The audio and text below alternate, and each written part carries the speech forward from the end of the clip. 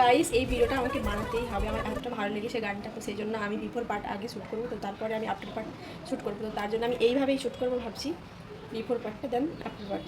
তো চলো ভিডিওটা শ্যুট করে নিই, তারপর তোমার সাথে দেখা হচ্ছে।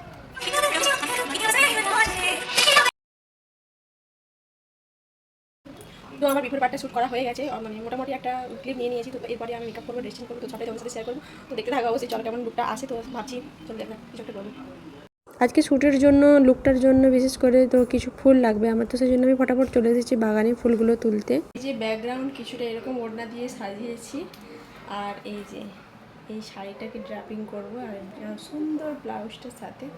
তো চলো, মাই শাড়ি ড্র্যাপিং ইজ ডান। তো এই যে আমার মুখে গ্লো দেখতে পাচ্ছ তোমরা, তো এইটা হচ্ছে লাভ আর্থ 24 ক্যারেট গোল্ড, মানে ফেসিয়াল অয়েলটা যদি তোমরা পারচেস করতে চাও কমেন্ট বক্সে আমি লিঙ্ক দিয়ে দিয়েছি, তো ওখান থেকে পারচেস করতে পারো তোমরা।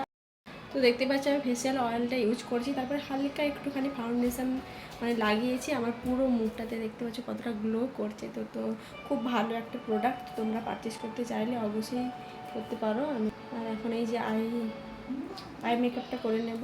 তো মেকআপটা আমার পুরোটাই মোটামুটি ডান হয়ে গেছে। তো এখন জুয়েলারি পরবো, আর জুয়েলারিতে আমি কনফিউজ হয়ে যাচ্ছি কী পরবো জুয়েলারি। তো একটা সেট তো আমি এনেছি, ওখানে শেয়ার করছি। দুটো সেট করে যাচ্ছি, এই যে বেশি যাচ্ছে বলে মনে হচ্ছে। আমি সিম্পল রাখতে চাইছি, বেশি হয়ে যাচ্ছে। আর একটা এটা ঠিক লাগবে তো, দেখা যাক করে দেখি তারপরে বসে করছি। এই আমার ফুললো।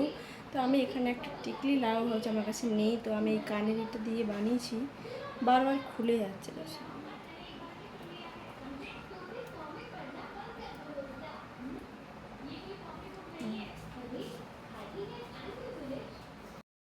তো আমার ভিডিও বানানো ফাইনালি ডান হলো, তার মধ্যেখানে অর্ধেক কিছু খুলে গেছে দেখতে পাচ্ছ।